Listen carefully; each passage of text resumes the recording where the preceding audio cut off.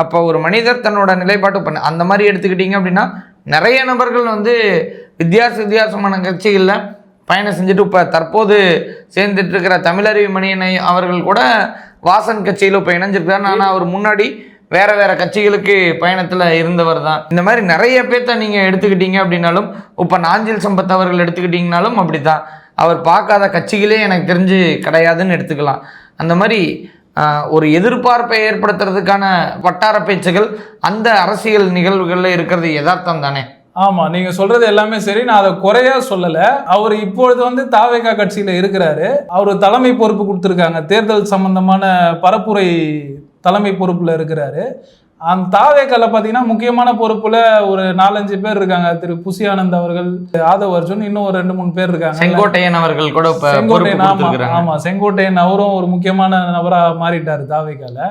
நான் எதற்கு சொல்ல வரேன்னா, இவர்களுடைய எதிர்பார்ப்பு இப்போ அதிமுகவோட எதிர்பார்ப்பு தாவேகா உள்ள வரணும்னு நினைக்கிறாங்க.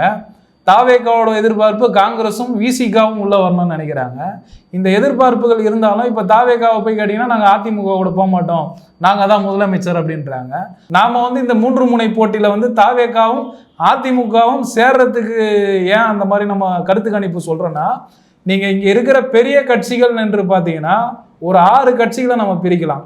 திமுக, அதிமுக, காங்கிரஸ், பிஜேபி, விசிகே, பாமக, முக்கியமான கட்சி நாம் தமிழர்.